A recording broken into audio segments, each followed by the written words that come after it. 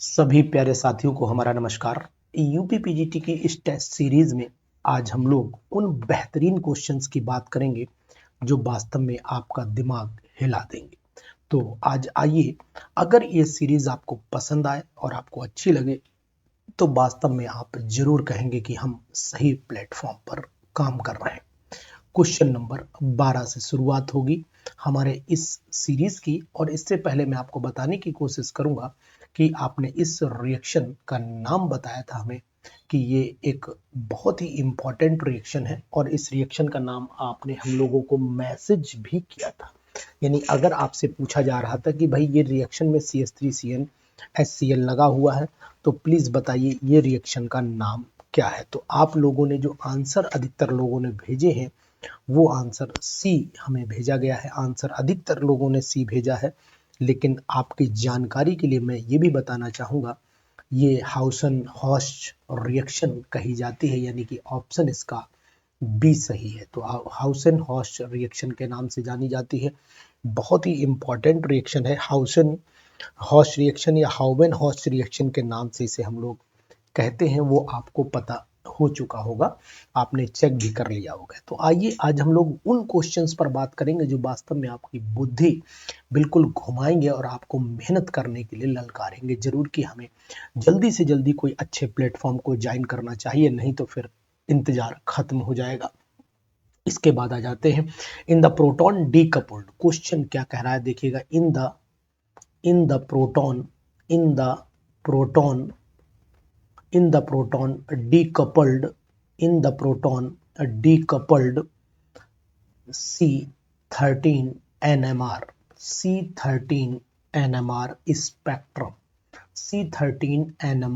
spectrum of 7 compound का नाम note करिएगा, ऑफ 7 नॉरबोर्न एनोन, ठीक है, नॉरबोर्न एनोन। the number of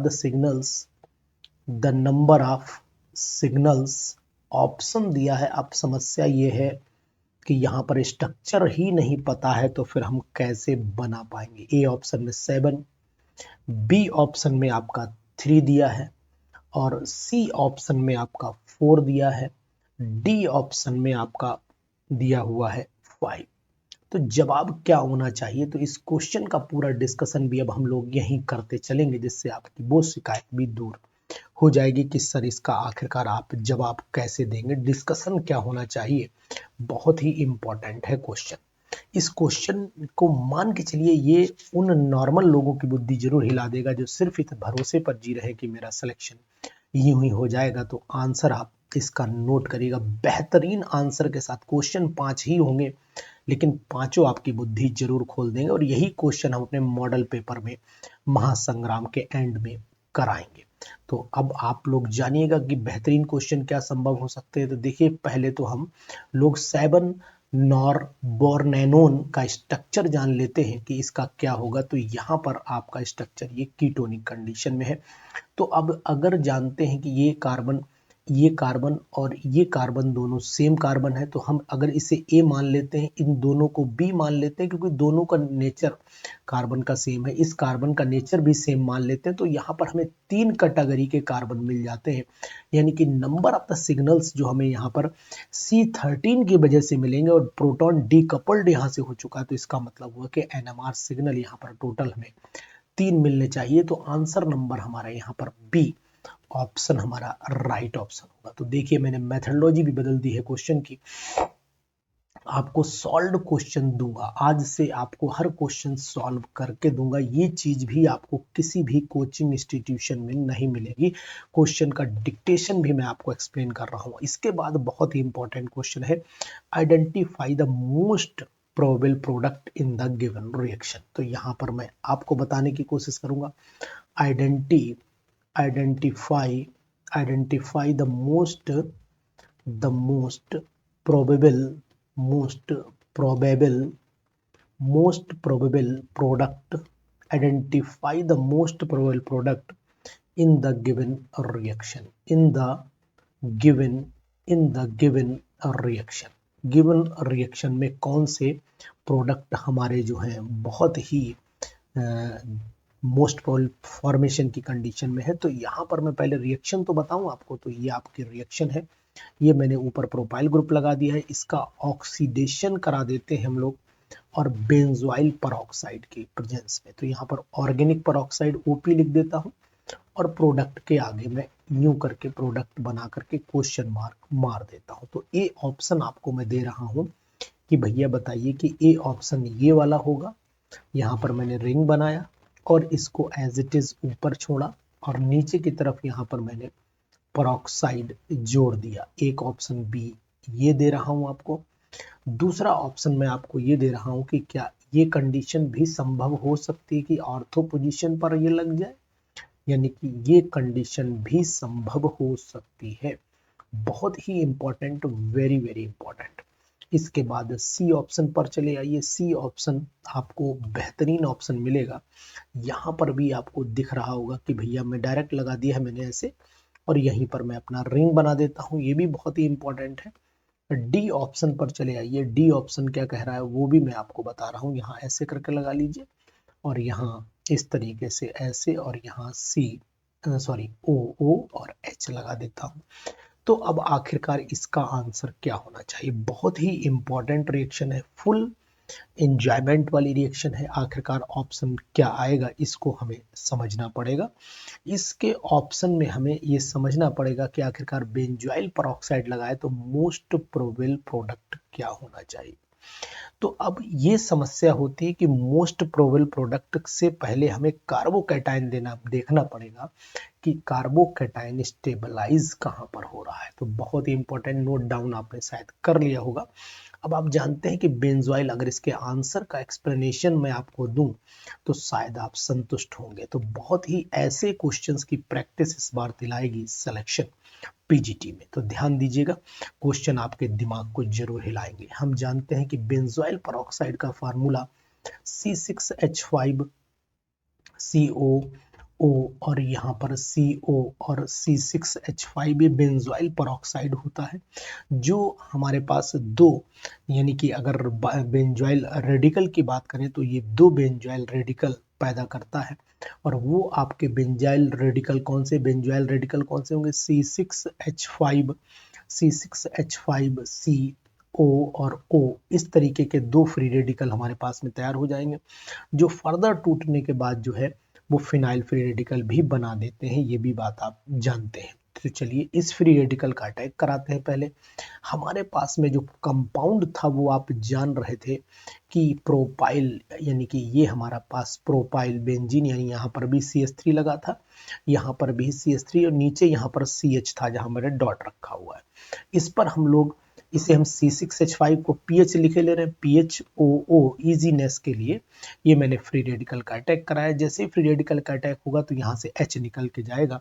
जब H निकल के जाएगा तो कार्बन फ्री रेडिकल की फॉर्म में तैयार हो जाएगा। तो यानी कार्बन फ्री रेडिकल बना, यहाँ CH3 बना, यहाँ CH3 बना, और ये आपका बेंजीन वैसा ही रहा। और बाकी आप एज इट इज जानते हैं, यहाँ C6H5 ये PH है, C6H5 C6H5 और OH परऑक्साइड है ना, तो यानी कि C6 यहाँ लिख देता हूं मैं, PH लिख देता हूं और OOH यहाँ से निकल जाएगा। एक ये स्टेप हुई। अब यही फर्दर ऑक्सीडेशन अगर मैं करा दूं इस कंपाउंड का, जो आपने फ्री रेडिकल स्टेबलाइज बनाया हुआ है, तो इसका अगर मैं ऑक्सीडेशन कराता हूं तो देख लेते हैं कि क्या होता है। भाई बहुत ही important reaction, very very important reaction बन चुकी है ये पीजीटी के लिए। तो ऐसी रिएक्शन अगर आपने छोड़ दी तो सिलेक्शन की उम्मीद आप बिल्कुल नहीं करिएगा। ये आपको मैं बता रहा हूँ, मेहनत इस लेवल की करनी है कि आपका सिलेक्शन हो जाए। तो ये कंडीशन बन जाएगी, इस तरीके से ये कंडीशन अब तैयार हो जाएगी, यानी कि अब ये हमारा क्यूमीन फ्री रेडिकल तैयार हो गया है। कौन तैयार हो गया? Cumene free radical. अब क्यूमीन फ्री रेडिकल बहुत तरीके से एग्जिस्ट करेगा। तो इसका मीनिंग हुआ कि जो हमारा प्रोडक्ट होना चाहिए वो इस हिसाब से, अगर क्यूमीन फ्री रेडिकल के हिसाब से देखें तो फिर ऑप्शन नंबर हमारा यहाँ पर सी राइट ऑप्शन आ जाता है। तो इस तरीके से जब आप देखिए ना, बेहतरीन क्वेश्चन के साथ हूँ, और वो क्वेश्चन जो वास्तव में आपको बिल्कुल अंदर तक हिलाएंगे, निश्चित तौर पर हिलाएंगे। तो देखिए ना, है ना बढ़िया क्वेश्चन। तो ऐसे क्वेश्चन आपको सिलेक्शन की ओर ले जाएंगे, तो आप जरूर आगे बढ़ते रहिए इन्हीं क्वेश्चन के साथ। क्वेश्चन नंबर 12 मैंने किया, 13 किया, अब इसके बाद क्वेश्चन नंबर 14 भी हम लोग कर लेते हैं। तो यहाँ पर क्वेश्चन नंबर 14 की मैं बात करता हूँ, ये भी अपने में बहुत ही इंपॉर्टेंट क्वेश्चन है। देखिए क्या कहता है, इन द साइक्लाइजेशन रिएक्शन, यहाँ लिख देता हूं, in the cyclisation reaction most probable product.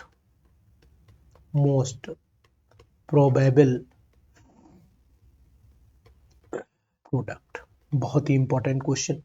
यहां पर अगर मैं OH ले लेता हूं 1 2, इसके बाद मैं यहाँ पर OH फिर लगा देता हूं और इस कंडीशन पर मैं Br लगा देता हूं बेंज बॉन्ड से। ठीक है, इस तरीके से बेंज स्ट्रक्चर मैंने बना दिया, Br लगा दिया। अब यहाँ पर मैं क्या कर रहा हूं, इसको सोडियम हाइड्राइड के साथ में हीट करके कोई प्रोडक्ट बना देता हूं। अगर मैंने ये प्रोडक्ट बनाया और इसके बाद अल्टीमेटली मैंने इसका ऑप्शन पूछा कि भैया बताओ ऑप्शन क्या होगा, तो एक ने कहा कि सर ऑप्शन नंबर ये संभव है, ऑप्शन नंबर ये वाला संभव है। देख लेते हैं, ऐसे ऐसे ऐसे, और यहीं से मैं ज्वाइंट दूंगा, यानी ऐसे करके ये ऊपर जाएगा और यहीं से आपके पास में ये इस तरीके से मैं O जोड़ देता हूं। तो ये मैंने कंपाउंड बताया कि ये संभव हो सकता है, साइक्लिक कंपाउंड है। बी की संभावना जो मैंने जताई वो ये जताई कि सर ये वाला कंपाउंड भी संभव हो सकता है। ठीक है, ये वाला कंपाउंड भी संभव हो सकता है। चलिए, ये वाला कंपाउंड भी संभव हो सकता है। दूसरी संभावना ये भी जताई जा रही कि कंपाउंड ये भी हो सकता है। तो देख लेते हैं कि कौन सा कंपाउंड संभव होगा। ये कंपाउंड हो सकता है, लेकिन यहाँ पर 1 2 3 4, ठीक है, यहीं से हम लोग नहीं, यहाँ से बॉन्ड मोड़ना पड़ेगा, मुझे थोड़ा सा स्ट्रक्चर सही करना पड़ेगा।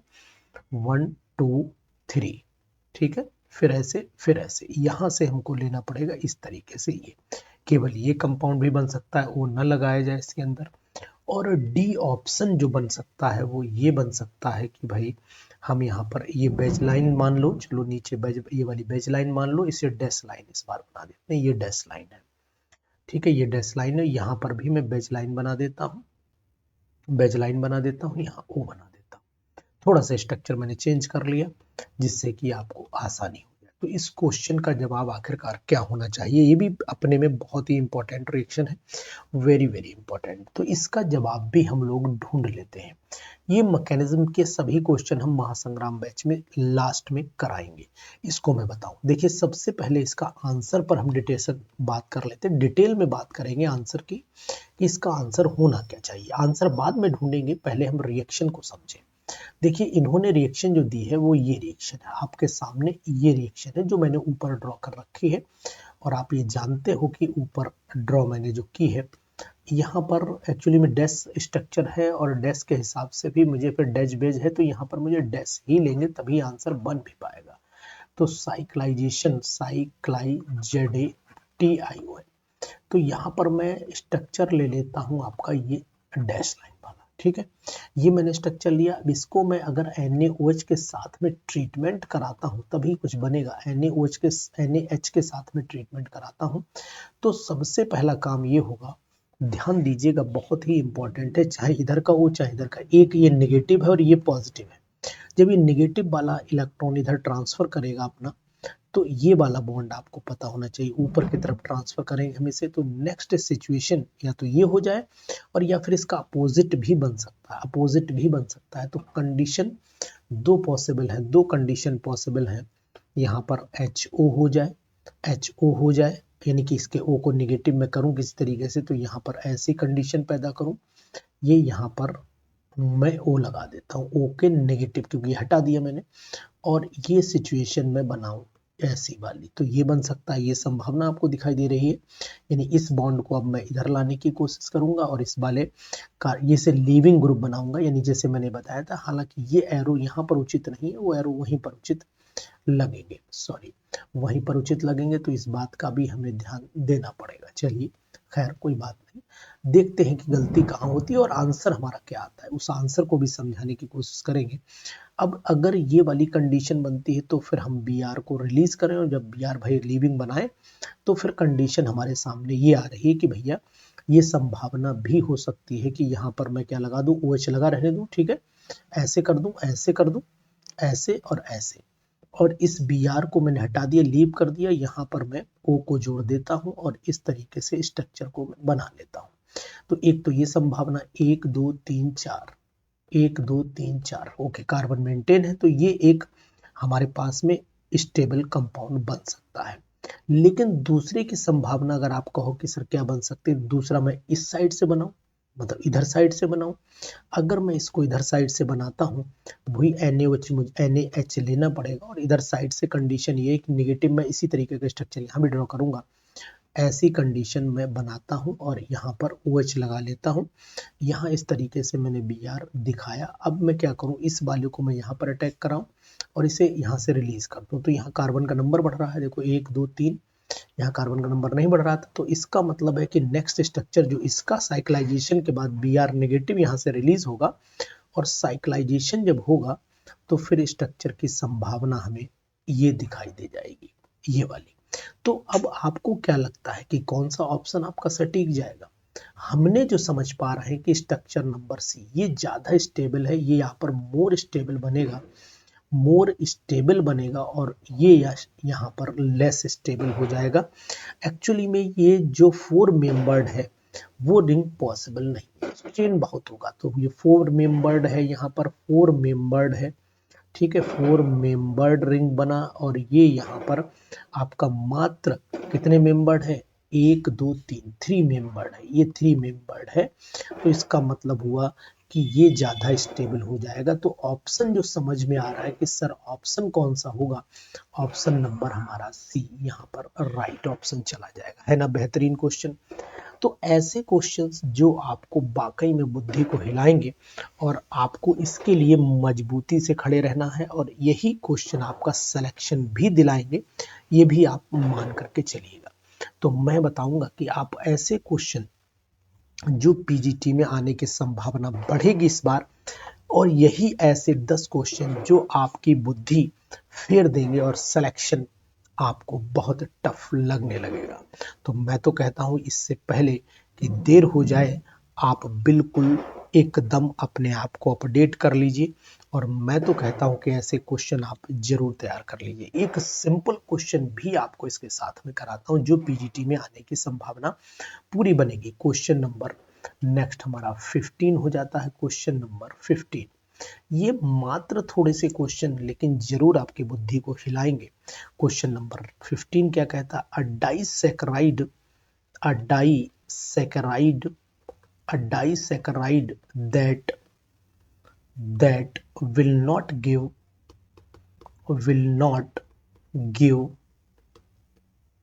Benedict solution test, या Benedict टेस्ट लिख लीजिए, and will not form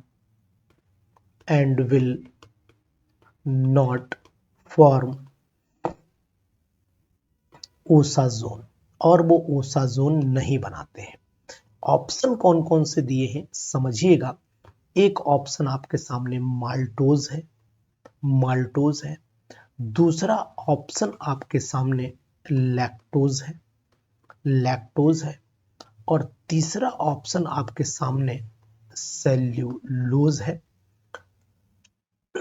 तीसरा ऑप्शन आपके सामने सेल्यूलोज ना लिखिए, तीसरा ऑप्शन आप सामने सुक्रोज लिख लीजिए, तीसरा ऑप्शन आपके सामने सुक्रोज है, ठीक है, सुक्रोज का ऑप्शन लिख लीजिए, और उसके बाद ऑप्शन डी आपके सामने दिया हुआ है, क्या, सेलोबियोज दिया हुआ है, ठीक है। तो अब इनमें से मैं आपको बताने की कोशिश करूंगा कि एक ऐसा डाइसैकराइड जो बेनेडिक्ट के साथ में टेस्ट नहीं देता है, क्योंकि उसके अंदर ग्लूकोज, अल्फा डी ग्लूकोज और बीटा डी फ्रक्टोज दोनों जुड़ जाते हैं, और उसका नाम है सुक्रोज। क्योंकि इसमें ग्लाइकोसाइडिक लिंकेज होने के कारण ये कंडीशन पैदा हो जाती है। तो सुक्रोज ग्लूकोज और फ्रक्टोज से मिलकर के बना होता है और अल्फा डी ग्लाइकोसाइडिक लिंकेज होने के कारण ये एक नॉन रिड्यूसिंग शुगर कहलाती है। इसका मतलब अगर ये नॉन रिड्यूसिंग है तो ये फिर बेनेडिक्ट सॉल्यूशन पर असर नहीं करेगी।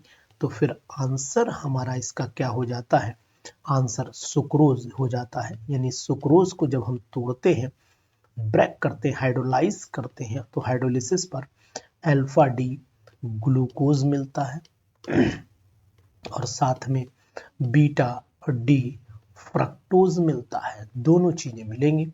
इसमें दोनों की जो बाइंडिंग है वो हो जाती है ग्लाइकोसाइडिक लिंकेज के थ्रू। ग्लाइकोसाइडिक लिंकेज के थ्रू ये बंध जाते हैं और ग्लाइकोसाइडिक लिंकेज होने के कारण ये एक नॉन रिड्यूसिंग शुगर है। कैसी शुगर है? नॉन रिड्यूसिंग शुगर है। और नॉन रिड्यूसिंग शुगर होने के कारण डज नॉट रिड्यूस, यहाँ लिख देते हैं डजंट रिड्यूस बेनेडिक्ट सॉल्यूशन, ये बेनेडिक्ट सॉल्यूशन को रिड्यूस नहीं कर पाती है। तो इसीलिए इसका आंसर फिर ये होना चाहिए। कितना ही अच्छा क्वेश्चन मैं आपको दे रहा हूं। तो ऐसे क्वेश्चंस जो वास्तव में आपको मजबूती से पकड़ कर रखने चाहिए, और मैं तो कहता हूं इन क्वेश्चन को बिल्कुल परफेक्टली आप याद कर लीजिए। एक क्वेश्चन आपको और बताऊंगा जो वाकई में बहुत ही बेहतरीन है, बहुत ज़्यादा बेहतरीन है, और आपको बताऊंगा कि ऐसे क्वेश्चन की संभावना इस बार बढ़ेगी। क्वेश्चन नंबर 16 पर चले आइए। बहुत ही इंपॉर्टेंट क्वेश्चन, मिक्स अभी ऑप्शन नहीं लेकर के चल रहा हूं और बहुत ही अच्छे क्वेश्चन दे दूंगा आपको। क्वेश्चन है कि व्हाइट फॉस्फोरस, यहां पर लिख देता हूं व्हाइट फॉस्फोरस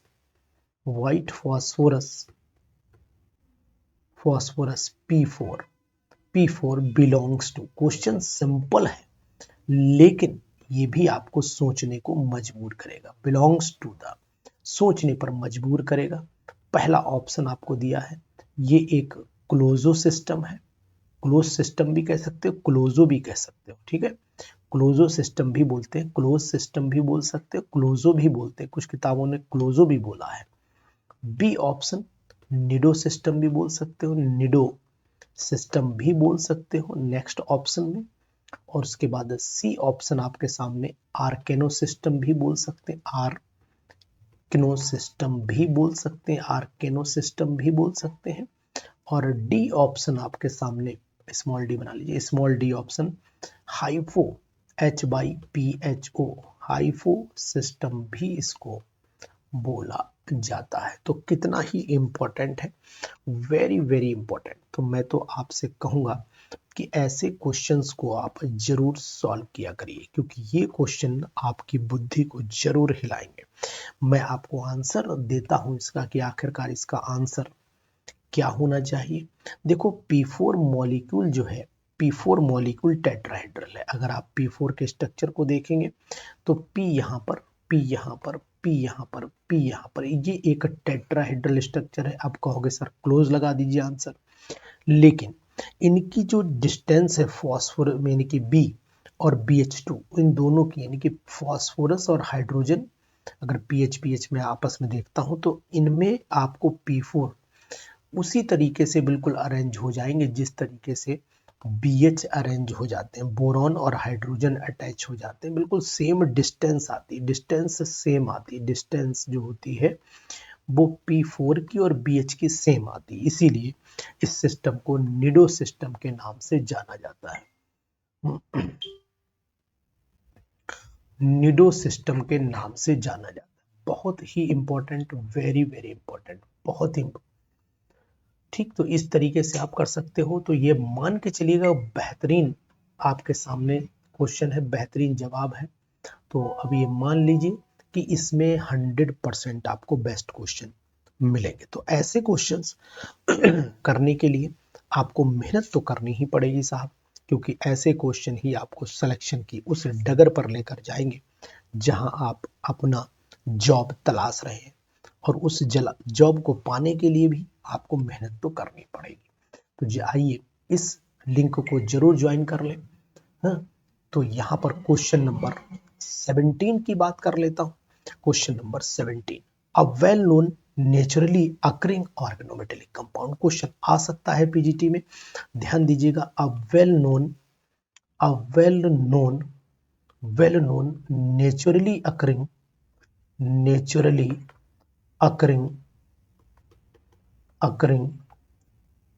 ऑर्गेनोमेटेलिक कंपाउंड,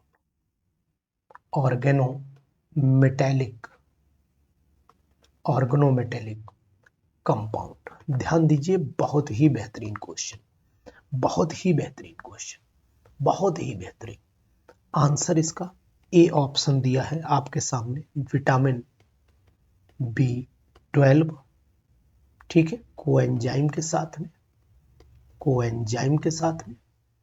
दूसरा ऑप्शन बी, क्लोरोफिल, क्लोरोफिल बहुत ही बेहतरीन है, आ सकता है पीजीटी में। तीसरा ऑप्शन साइटोक्रोम, साइटोक्रोम, ठीक है, P450। और साथ में डी ऑप्शन मायोग्लोबिन, मायोग्लोबिन। ये मैंने अपनी बायो इनऑर्गेनिक केमिस्ट्री में पढ़ाया है, तो इसलिए इसका आंसर भी आपको पता रहना चाहिए। बहुत ही इंपॉर्टेंट क्वेश्चन है, इस क्वेश्चन को छोड़ना नहीं। ऐसे ऐसे कह सकते हो कि ट्रांजिशन एलिमेंट का भी क्वेश्चन इसे बोला जा सकता है कि भैया ये ट्रांजिशन एलिमेंट का भी क्वेश्चन है। तो मैं तो कहूँगा कि ऐसे क्वेश्चन आप जरूर कर डालिए। और अगर आप ऐसे क्वेश्चन नहीं कर पा रहे तो मान के चलिए कि आप सिलेक्शन से दूरी बढ़ा रहे हैं, अपनी सिलेक्शन से अपनी दूरी बढ़ा रहे हैं। तो ये फिलहाल मैं आपको बताने की कोशिश करूंगा।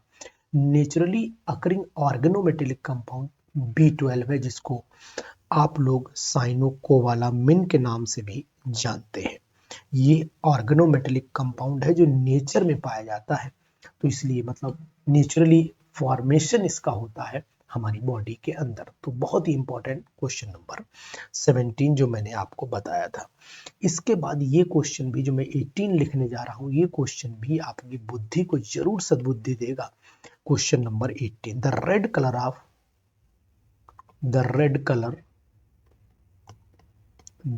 Colour of oxyhaemoglobin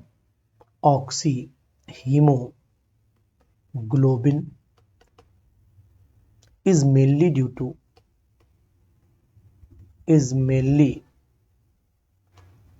to number A option, D to D transition, B option metal to ligand charge transfer, एक ऑप्शन ये दिया। सी ऑप्शन पर चले आते हैं, लिगेंड मेटल चार्ज ट्रांसफर। उसके बाद डी ऑप्शन पर आ जाते हैं, ठीक है, पाई और pi star transition,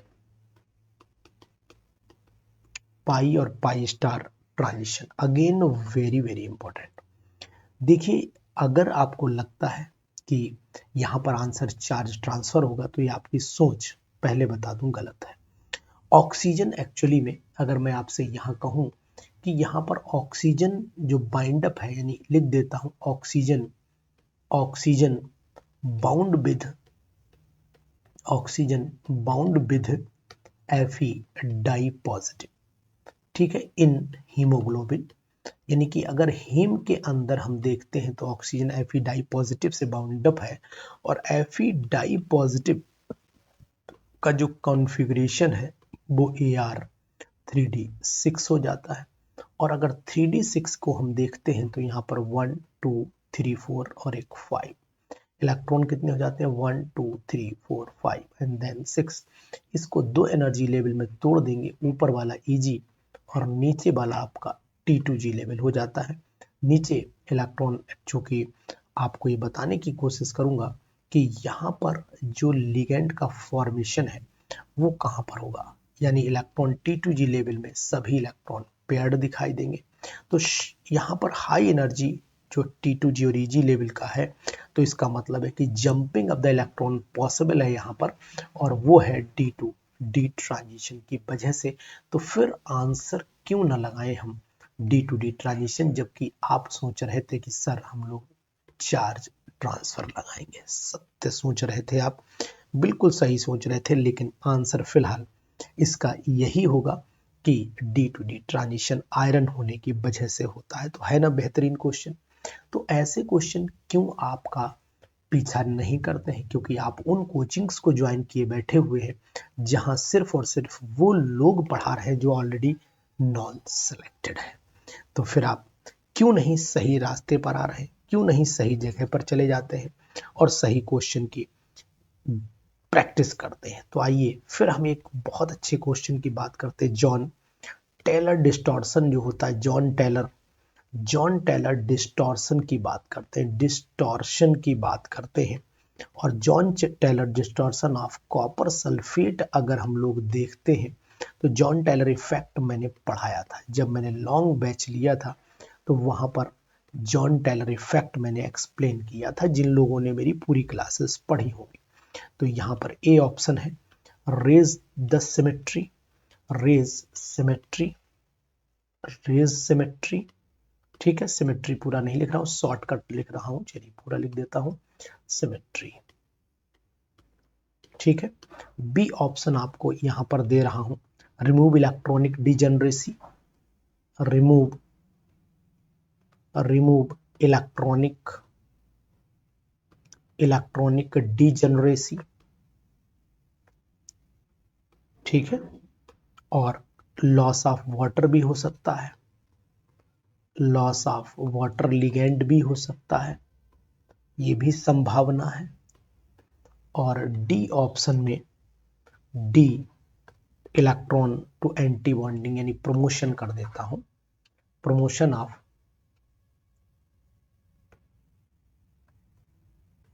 promotion of d electron in anti bonding orbital, anti bonding orbital. तो आपको लगता होगा कि हम लोग इसका आंसर लगाएंगे प्रमोशन ऑफ डी इलेक्ट्रॉन, यानी कि डी ऑप्शन आप हमें राइट बताने की कोशिश में है, लेकिन मैं आपको बताने की कोशिश करूंगा कि ऑप्शन डी नहीं सही है। अगर हम लोग कॉपर को देखते हैं तो D2D ट्रांजिशन तो संभव है ही नहीं। बोलो साहब कैसे संभव नहीं है, हम बताएंगे आपको। D2D ट्रांजिशन अगर हम कॉपर सल्फेट में चलते हैं, आंसर को नोट करिएगा, समझ में आएगा। कॉपर सल्फेट डॉट 5H2O को अगर हम लोग देखते हैं तो यहाँ कॉपर डाई पॉजिटिव में है, और कॉपर डाई पॉजिटिव का मतलब हो गया आर्गन, और यहाँ 3D में 9 हो जाते हैं। ये कंडीशन आपको दिखाई दे रही होगी, पार्शियली फिल्ड डी ऑर्बिटल। तो अगर मैं आपसे कहता हूं कि भाई ये हमने डी ऑर्बिटल बना ली है, इस डी ऑर्बिटल में इलेक्ट्रॉन हम डाले दे रहे हैं, चलिए 1 2 3 1 2 3 4 5 6 7 8 9 मैंने डाल दिए। इसको मैं अगर दो एनर्जी लेवल में तोड़ूंगा तो आप बताओगे कि सर ऊपर Eg लेवल आ जाता है और यहाँ पर आपका T2G लेवल आ जाता है। ऊपर Eg लेवल आ गया 1 2 3 4 5 6 और यहाँ पर 1 2 और बाकी ये मतलब दोनों वैसे भर देने। लेकिन अगर जॉन टेलर डिसॉर्सन की बात करते हैं तो आपको पता होना चाहिए कि जॉन टेलर डिसॉर्सन में ऊपर आपको मैंने यहाँ अगर आपको याद हो अच्छे से तो बताया था, ये dxy है, dyz है और dzx है, ये dx² y² है और dz² है। लेकिन जॉन टेलर डिसॉर्सन ये कहता है, यहाँ लिख देता हूँ जॉन टेलर डिसॉर्सन, इसके अंतर्गत अगर ये ऑर्बिटल बनाई जाएगी तो यहाँ पर केवल आपकी dx² और y² आ जाएगी, जिसमें मात्र आपके कितने इलेक्ट्रॉन दिखाई दे रहे हैं, जिसमें dz पहले रहती है, सॉरी यहाँ xy बाद में आती है, यानी कि ये हो जाएगी आपकी dz² और dx² माइनस y²। तो यहाँ पर dy² में केवल एक कन्वर्ट रह जाता है और यहाँ ऑप्शन मिलता है, यानी कि इस ऑर्बिटल को तोड़ने, यानी इन दोनों को ये ऊपर कर दो, इसका एनर्जी लेवल ऊपर इसका नीचे है, तो ये हो गई आपकी dz²। तो यहाँ dz² कर देता हूँ और यहाँ पर 2 इलेक्ट्रॉन डाल देता हूँ। ये तो ये कंडीशन पॉसिबल हो सकती है, या फिर ये भी हो सकता है इन्हें पलट के हम लिख दें, मतलब D X square Y square में 2 डाल दें, इधर 1 डाल दें, वो भी संभावना है। मतलब अगर आप और करके लिखना चाहो तो ये भी कन्फिग्रेशन लिखा जा सकता है, D X square minus Y square और डी जेड स्क्वायर, दोनों संभावनाएं हैं, मतलब ऐसे भी हम इसे बना सकते हैं। तो ये क्लियर हो रहा है कि 3 इलेक्ट्रॉन ईजी ऑर्बिटल में ऑक्यूपाई कर रहे हैं। ठीक है, अगर डीजेड में देखते हैं हम लोग, डीजेड में 2 कर दो, एक्स वाई में 1 कर दो, टोटल 3 हो जाएंगे। तो सिमेट्री यहाँ पर नहीं आ पा रही है। जब सिमेट्री नहीं आ पा रही है तो फिर ऑप्शन नंबर हमारे पास बी ही बच रहा है। तो सिमेट्री वाला ऑप्शन ही खत्म हो गया, रेज द सिमेट्री नहीं होगा। यही ऑप्शन हमारे लिए राइट ऑप्शन बनेगा। और वो ऑप्शन कौन सा है? Remove the electronic degeneracy. यहाँ पर इलेक्ट्रॉनिक डीजनरेसी हमारी रिमूव हो रही है, वो चीज हमें ध्यान देनी पड़ेगी। तो बहुत ही important question, very very important question. ऐसे क्वेश्चन हमें जरूर कर लेने चाहिए, छोड़ना किसी कीमत पर नहीं चाहिए। तो ऐसे क्वेश्चन अगर आप नहीं कर पा रहे हैं तो इसका मतलब अभी आपको और मेहनत की जरूरत है, जो मैं अभी करवाऊंगा। अगर आपको लगता है कि कमी है तो बिल्कुल एक्सेप्ट करिए कि सर मेहनत में कमी है, और मेहनत करेंगे। तो लास्ट क्वेश्चन हम आपको बताएंगे कि आपको मेहनत अभी वाकई में और करनी है, और अनुसार आपको वहां तक लेकर भी चलेंगे। यहाँ पर कोबाल्ट ले लेते हैं, यहाँ कार्बन मोनोऑक्साइड का होल 4 ले लेते हैं और लिख देते हैं इज आइसोलोबल, इज आइसोलोबल। ठीक है, विध किसका आइसोलोबल माना जाता है? ए ऑप्शन में आपका मीथेन दिया हुआ है, बी ऑप्शन में आपका मिथाइल ग्रुप दिया हुआ है, सी ऑप्शन में आपका CH2 दिया हुआ है, और डी ऑप्शन में आपका CH दिया हुआ है। इन सभी तरीके के क्वेश्चन की जो प्रैक्टिस है वो हमारी लास्ट में जरूर होगी। यानी कहने का तात्पर्य हम ऐसे क्वेश्चन को लास्ट में रिवाइज कराएंगे इसी महासंग्राम बैच में। और ऐसे कम से कम 200 क्वेश्चन मैं आपको प्रैक्टिस कराऊंगा, जहां से 10 से 15 क्वेश्चन 100% आपको मिलेंगे। तो मैं आपको बताने की कोशिश करूंगा, जो CO का होल 4 है, इसमें कंपाउंड में अगर आप चेक करना चाहो तो इलेक्ट्रॉन कितने आते हैं वो आप चेक कर लीजिएगा। देखिए 4 दूनी 8 ये हो गए भाई, अगर एक लिगेंड 2 इलेक्ट्रॉन देगा तो 8 ही हो जाते हैं। ठीक है, और कोबाल्ट का 27, मतलब अगर इलेक्ट्रॉनिक कन्फिगरेशन देखें तो कोबाल्ट 27 होता है, 27 होता है, और 27 में आर्गन 18 हो गया, और 3D और 4s हो गया, 4s2। और यहाँ पर आपके आ गए कितने, 18 2 20 और 7 27, तो 9 इलेक्ट्रॉन ये हो गए, और 9 ये हो गए, और 7 8 4 दूनी 8 वो हो गए, यानी कि टोटल हमारे पास 17 इलेक्ट्रॉन हो जाते हैं। तो इसका मतलब एक इलेक्ट्रॉन हमारा 18 से कम रह जाता है, और 18 से कम रह जाने का मतलब हुआ कि एक इलेक्ट्रॉन जब 18 से कम है तो यहाँ पर 12 और सॉरी 6 3 9 हुआ ना, 1 6 3 9, यहाँ पर हुआ 6 3 9 6 और प्लस 3 यानी कि 9 हो गया। तो यहाँ पर भी 9, यहाँ पर भी 9, सिंपल। तो कहने का तात्पर्य CH3 में एक इलेक्ट्रॉन ऑक्टेट होने से पूरा ऊपर रह जा रहा है, यहाँ पर भी एक इलेक्ट्रॉन अगर और मिल जाए तो ये 9 हो जाएंगे। और यहाँ पर भी समस्या वही है कि एक इलेक्ट्रॉन इन्हें एक और मिल जाए तो इनका ऑक्टेट पूरा हो जाए। तो ये भी ऑक्टेट पूरा नहीं कर पा रहे हैं, ये भी नहीं कर पा रहे हैं। तो फिर बी ऑप्शन हमारा यहाँ पर आइसोलोबल का मतलब वही हो जाता है कि उसके लोब में जो है वो इलेक्ट्रॉन टोटल आना चाहिए वही जो सेम हो। तो इसका मतलब एक इलेक्ट्रॉन यहाँ पर कम हो जा रहा है अगर ये किसी से बॉन्डिंग करेगा, और अगर यहाँ पर देखे तो यहाँ पर भी वही कंडीशन आ जा रही है। तो इसका मतलब आंसर यहाँ पर बी सही। तो ऐसे क्वेश्चन दोस्त हम सभी को, अपने साथियों को भी कराएंगे जो हमारे बैच पेड में है, और जो नहीं है वो जानकारी लेने की ऐसे क्वेश्चन जो आपकी बुद्धि खोल देंगे पीजीटी के।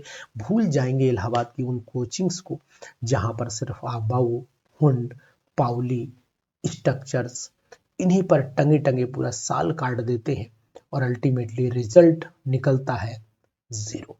तो अब आपको 0 रिजल्ट नहीं, बेस्ट रिजल्ट के साथ में जुड़ना है एरोमा केमिस्ट्री क्लासेस के इस प्लेटफॉर्म से, जिसका लिंक नीचे दिया हुआ है डिस्क्रिप्शन में, और ज्वाइन करिए हमारे इस बैच को। जो हमारे नॉन सब्सक्राइब्ड स्टूडेंट्स हैं वो भी ज्वाइन करें, और जो सब्सक्राइब्ड हैं वो भी ज्वाइन करें। तो कैसे लगे क्वेश्चंस? हिली ना बुद्धि? और अगर नहीं हिली है तो बहुत अच्छी बात है, तैयारी अप टू द मार्क है और हिल गई है, तो इसका मतलब तैयारी की जरूरत अभी और है। Okay, good day.